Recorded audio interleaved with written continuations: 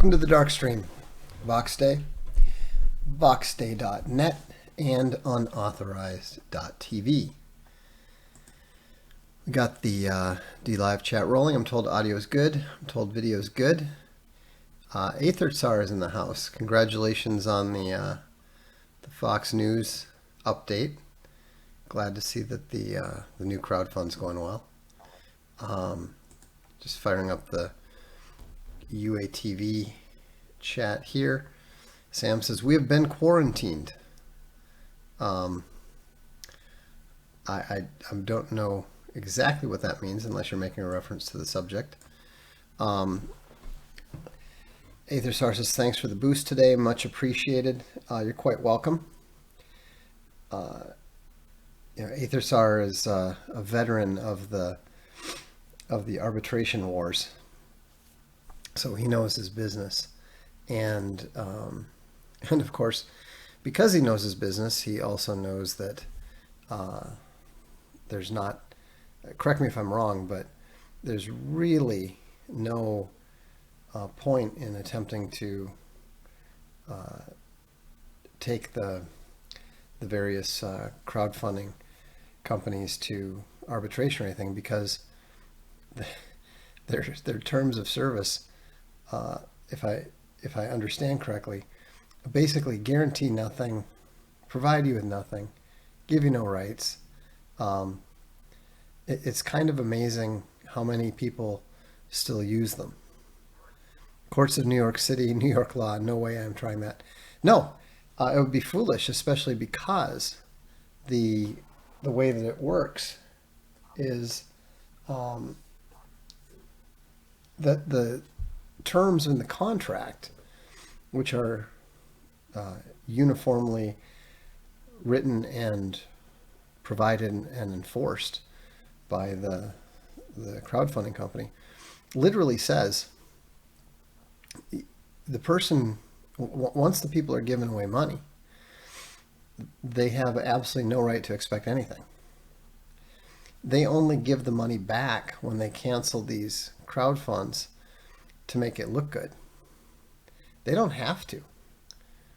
They can keep it if they want. The only reason that they don't is because it's bad enough for them that they occasionally kick people off for no reason.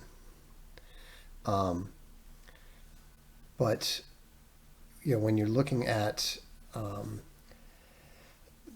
people, keeping people's money and not giving them anything, even though they have the right to do that, and even though the creators have the right to do that, they would kill their own business that way because too many people would notice. With arbitration, you might play a game of attrition, not worth it in court. Yeah.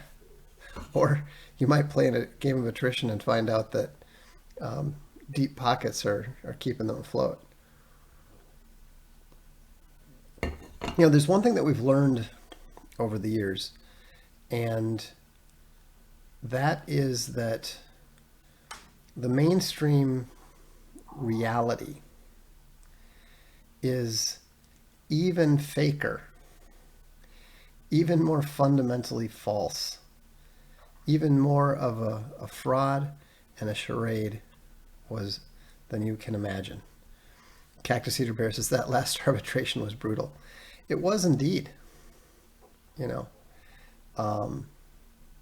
We definitely made some mistakes. Frankly, I think we would have been better off not having any lawyers involved. Just because that set the tone so poorly that the other side managed to really take advantage of it. But I also think that it was a very useful lesson in how completely the nation has descended into a totally lawless place. Swedish Trash Panda says, speaking of deep pockets, interesting how Dylan managed to get so much TV stuff randomly, before being showered by random corporate deals. Well, we're going to get into that. Um, here's something that I noticed, but I falsely attributed to other reasons.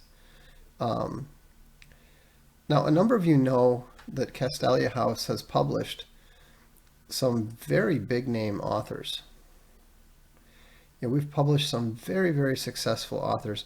They're bestsellers on Amazon. They sell millions of books on Amazon. Hugely successful. Now, what was interesting to me, and what we repeatedly discovered, and which we've also observed with other big name Amazon authors like Hugh Howey, is that the we didn't just observe it with the people that we published. We also observed it with a crowdfund attempt or two. We also observed it with crowdfunds by other big name authors. I mean, it was really astonishing to see people who theoretically had millions of fans. They'd sold millions of books. And they were unable to bring in more support on a crowdfund than John Delarose. I mean, forget me, forget Razor Fist, forget Ethan Van Sciver, forget Eric July. They couldn't bring in anything. Swedish Trash Man said, I've heard that people have been promised to be on the bestseller list before the book got released. Well, yeah, because there's always the big publishers that pay for stuff and arrange for things. But bestseller lists are kind of irrelevant because they could put anyone on the bestseller list, right? It's just a list. But you can't fake Amazon sales very easily. They have the sales rankings. You have the comments. The authors actually make the money, right? But it's still fake. The only difference between the Amazon fakes and the Twitter fakes is that the Amazon fakes get paid. You can go out and buy 1 billion followers, not 1 billion, but you can go out and buy 1 million followers on Twitter. I guarantee you there's not however many million people actually following Kylie Jenner or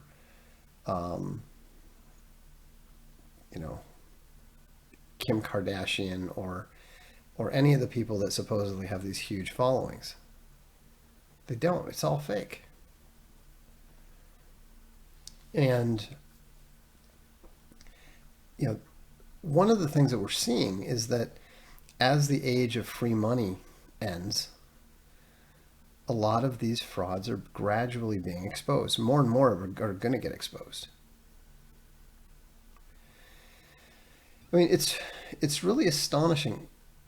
There's one example in particular. Good author, good guy, hugely successful. Puts together a effective, good-looking crowdfunding campaign. Does everything right. And then, we were talking about it, and I told him that I expected that his campaign was going to significantly, we both expected that his campaign was going to significantly exceed mine. I thought it was going to exceed Ethan Van Sciver's. I thought it was going to be one of the biggest campaigns in the history of that industry. And yet, I don't think it got to 30,000. I don't think we've barely done a crowdfund yet that didn't get to 30,000 on the first day. You know, another piece of information to keep in mind, and just so you understand that this is not, some sort of sour grapes complaining about any of this sort of thing. For 1 month, Amazon decided to push the audiobook for A Throne of Bones. No idea why. Just it suddenly the Audible sales went crazy. We went from selling 30, 40 a month to selling 25,000 copies of A Throne of Bones on Amazon. Great month. Great money. And so, you think, hey, it finally broke through. There's no reason for it. It's not like, oh, they announced the movie. Nothing like that. But what was remarkable was as soon as Amazon stopped pushing it, I mean literally to the day and practically to the hour, boom, sales dropped right back to 30, 40 a month. That's not real. That's not credible. Now, I thought that I had some theories. I thought that, well, maybe Amazon buyers are like gourmands.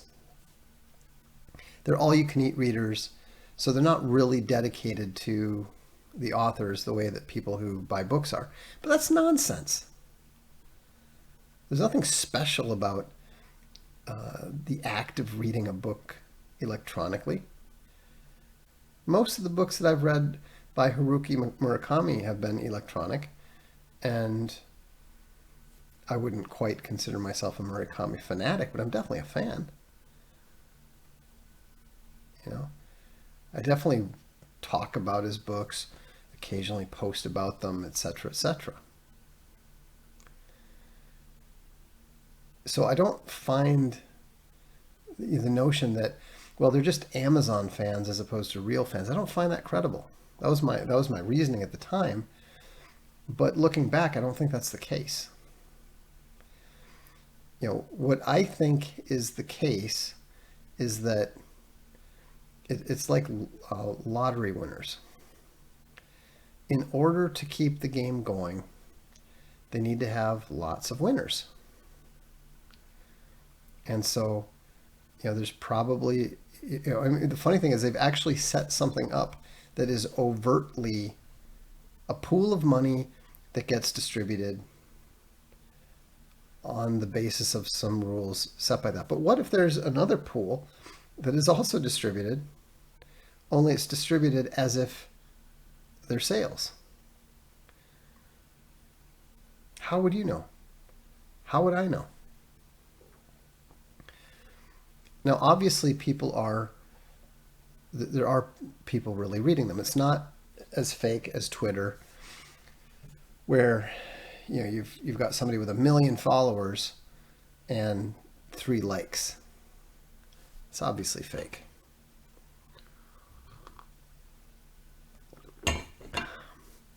And so I think this is beyond what Sam's talking about, where he says, well, there's people fake it till they make it. They buy followers and they put on a show, and then they start getting invited to stuff and leverage that. Yes, people do that, but that's not what I'm talking about. I'm talking about, I think that it's basically a digital equivalent of people buying boxes of your books that they're never going to read.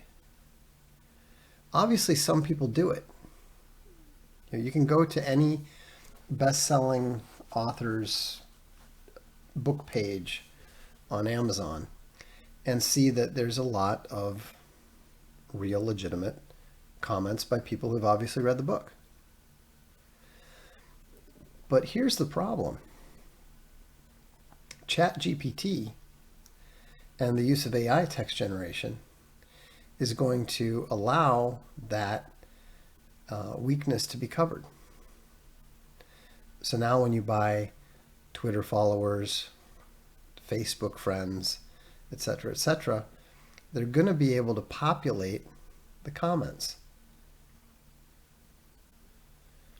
And it's going to take, it's going to be obvious to anyone who's a sufficiently sophisticated reader, which is what, 1%, 2% of the population? I mean, being a writer, being an editor, I can pick out fake dialogue in a newspaper. It's written by humans, but it's not real.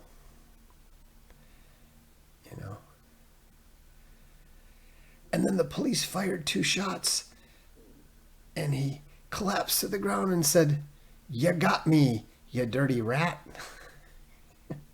It's amazing how much Hollywood dialogue appears in newspapers during accounts of various crimes and accidents and stuff.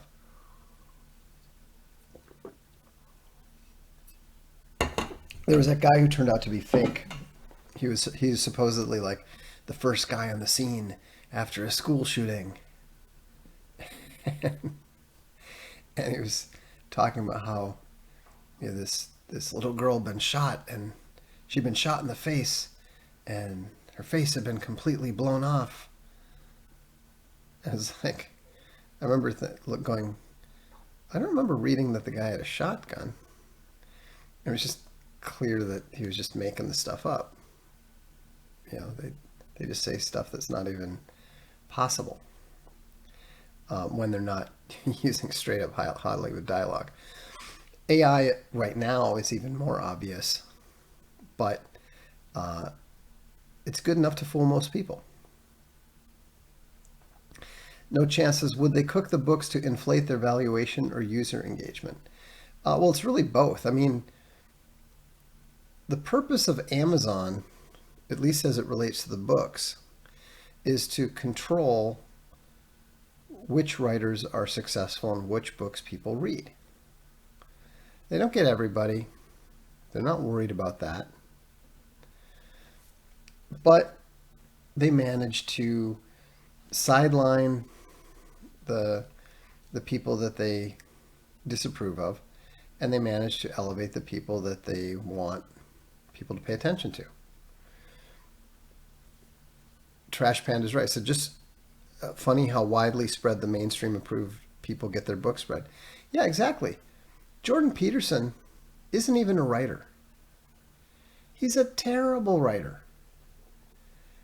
I defy you to try to read 10 pages of maps of meaning without seriously considering the need to throw the book away. It's absolutely terrible. And yet it's been this, the 12 Rules of Life were massively successful. Now, isn't it interesting that he hasn't written anything since?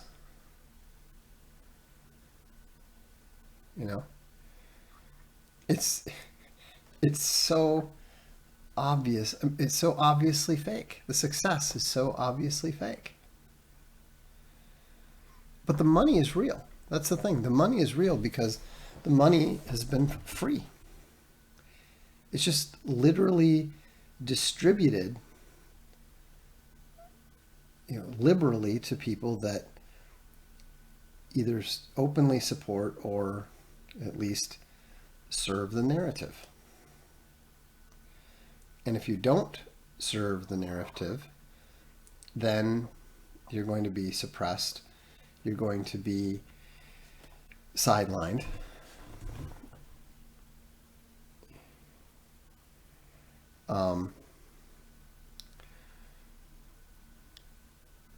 let's see. Trash Pan says, with the talk about fakes and stuff, have you seen the Unrecord trailer which used the Unreal Engine and it was so good that people thought it was real video? I haven't, but people have thought stuff. People have thought obviously stuff was fake was real for decades.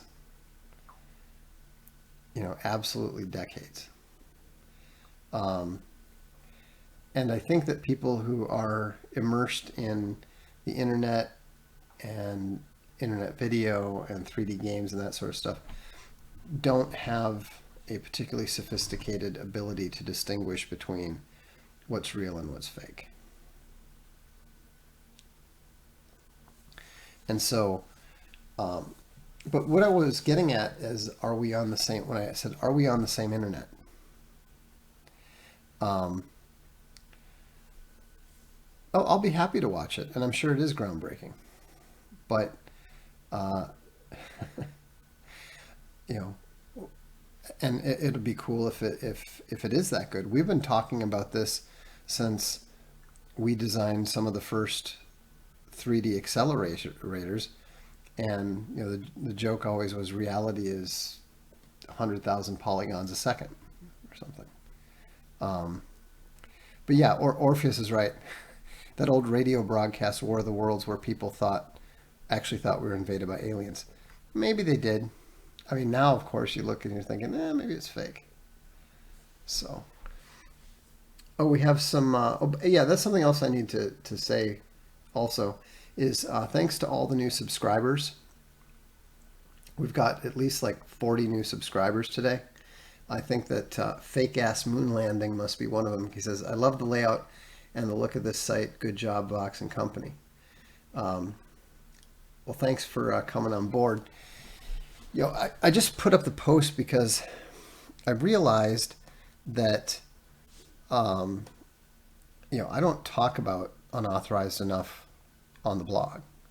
I tend to be focused more on the Castalia stuff and more on the Arctoon stuff. But I was watching, and yes, I was watching a video, believe it or not.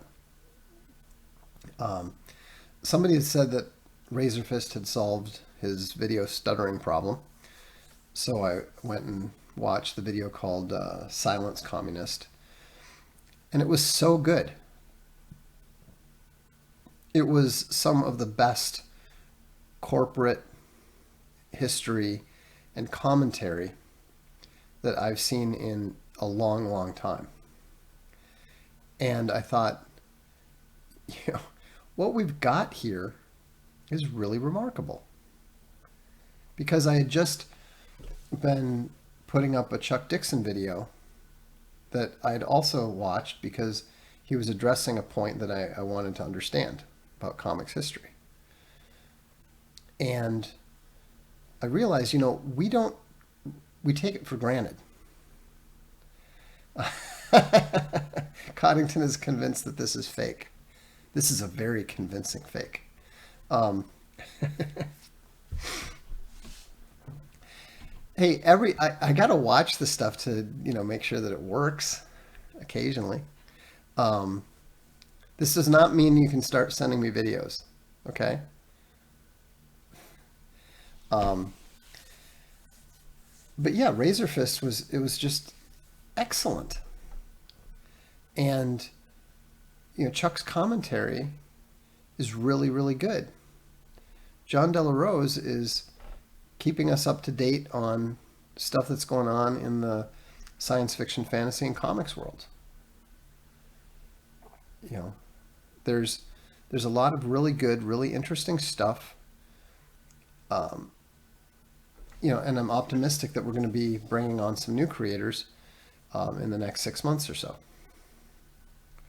And so, I thought, okay, I really need to, bring this up, talk about it.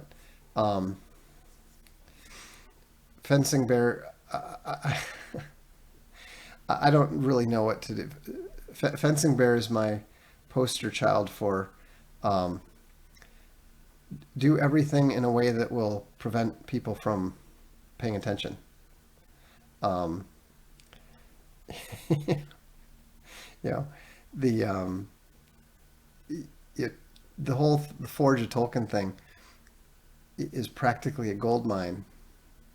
So, if I were if I were responsible there, I would encourage you to use that more, directly. But that's I resigned myself a long time ago to the fact that writers will literally never do what the business people think they should. Sometimes they're right, almost always they're wrong. But, you do have to, as John C. Wright says, you do have to obey the muse. So be it. And I'm just as guilty of this as anyone else. Why did I write 900-page books? That was a good thing to do in the 80s. It's a terrible thing to do post 2010.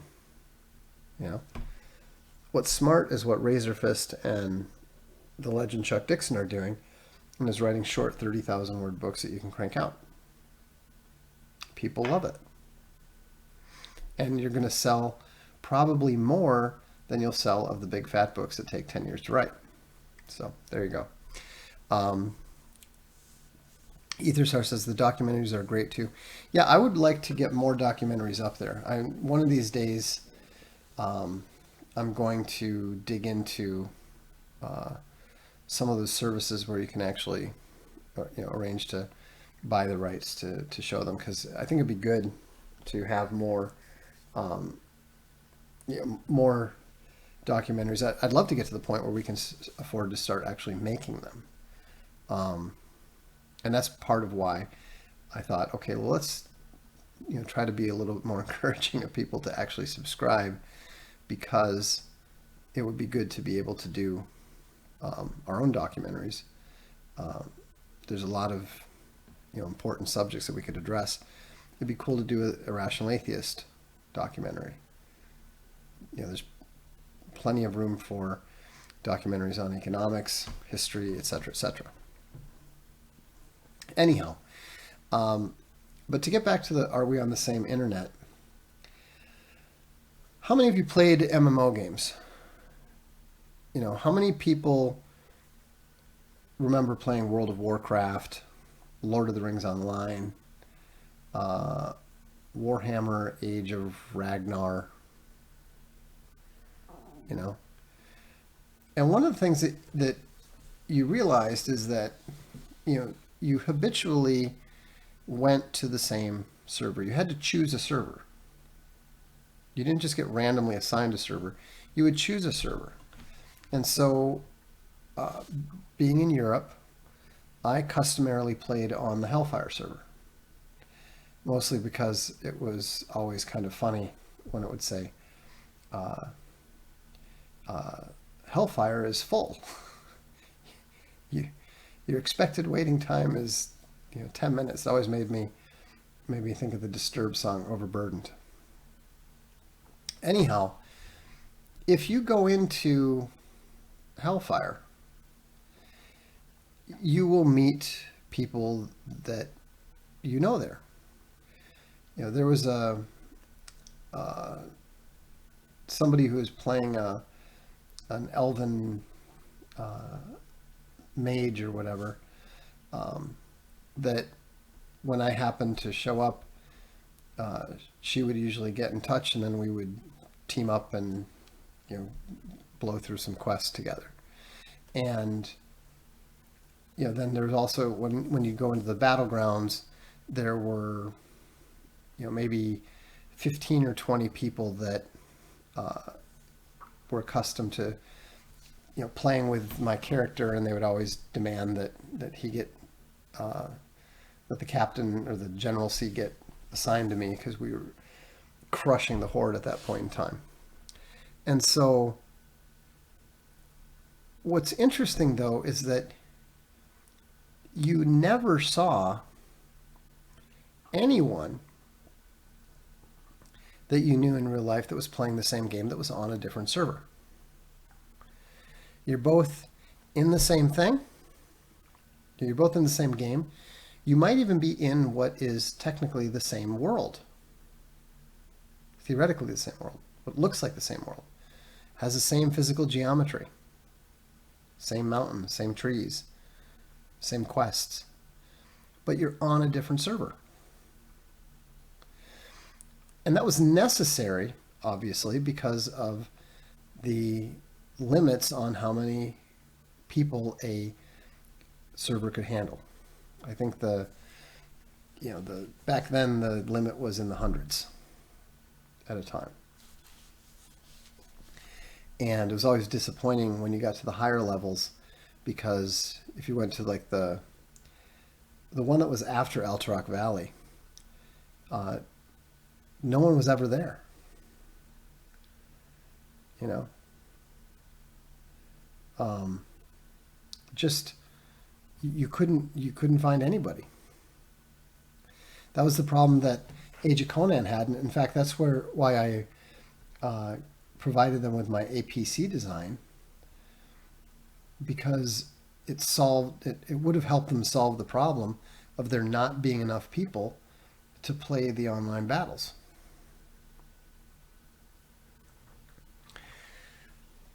But what's interesting is that I suspect that principle of dividing people into different servers on worlds that look alike but denying them interaction is essentially what we are seeing today on the internet now. You know, you can have two people go to theoretically the same YouTube video and see different comments, see different numbers of likes.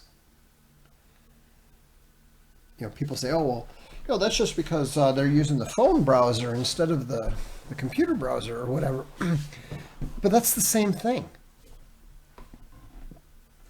Something that can be done on the basis of a hardware device can be done just as easily for any other reason. And, you know, I don't know if that's actually happening yet or not, but it's certainly viable.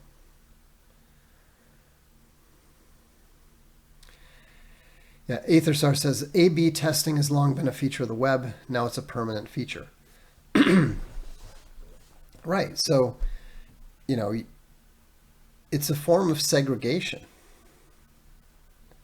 It's a form, you know, I mean, in some ways it's platform based. People who are on Gab are, you know, sectioned off away from people who are on 4chan. We know that. But it's interesting to think about whether people who are on Reddit are actually being segmented away from people who are on Reddit as well.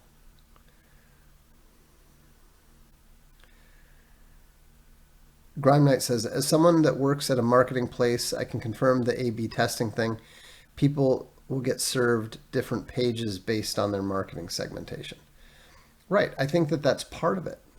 But I think that they're not just being served on the basis of marketing segmentation. I think that it's being used to push some people, some sites, some products, and to suppress others. You know, yeah, nudge theory. Provide you the desired input to influence you in the right way.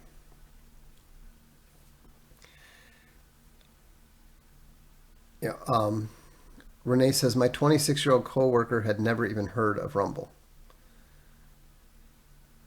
Yeah, I think that's very typical.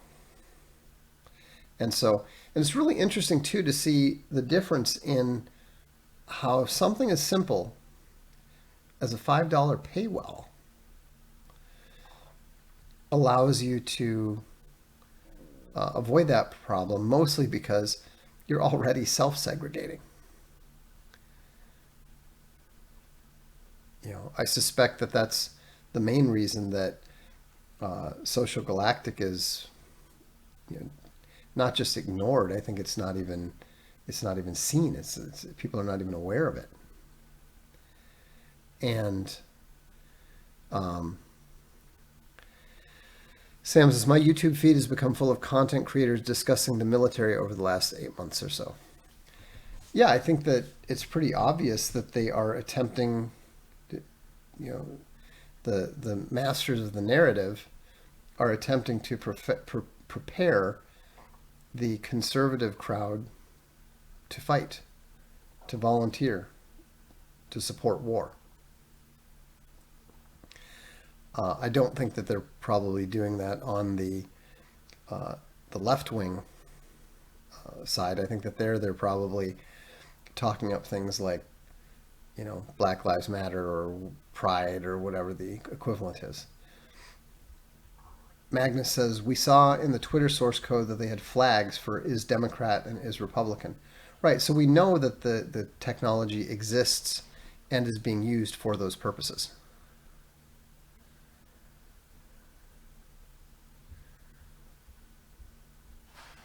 Yeah, so, well, I don't think there's any need. I mean, what was I going to say?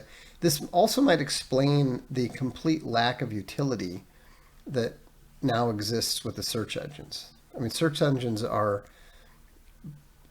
almost completely worthless.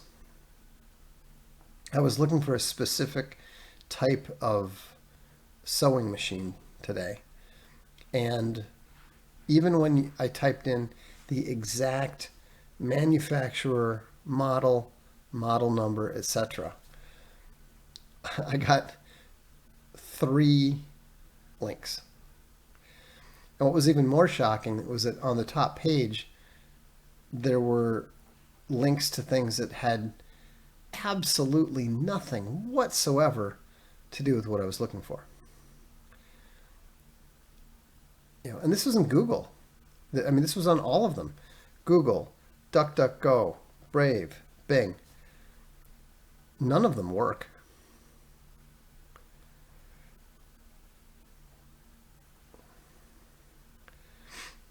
Avon B says, I use Dogpile exclusively for search.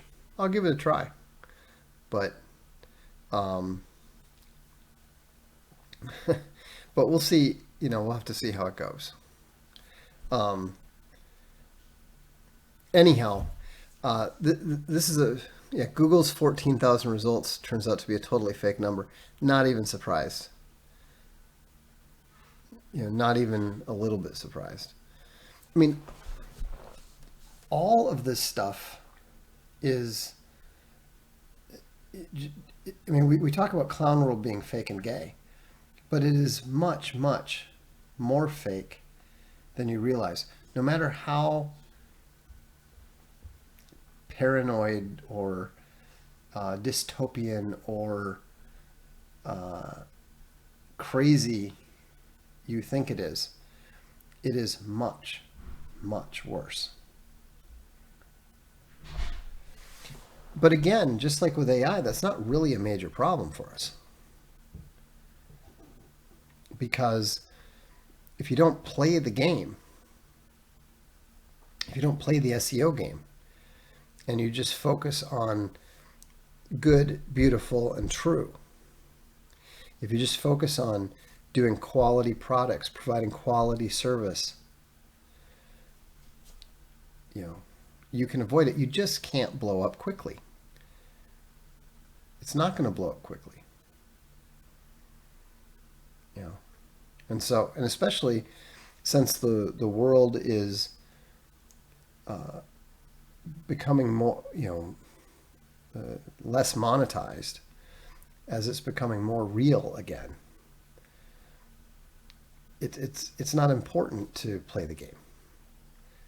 The eyeball game, the free money game, the cult of free is dying. And I think that's generally a good thing. So, yeah, Where Puppy says, imagining multiverse internets filled with fake AI followers, AI websites and articles, AI reviews to flesh them out. It's all pointless. It's all fake. I mean, I actually like the idea from a game designer perspective. You know, one of my friends who went over the design for the APC said that he said, "Congratulations, you've just designed the first one-player MMO." Um,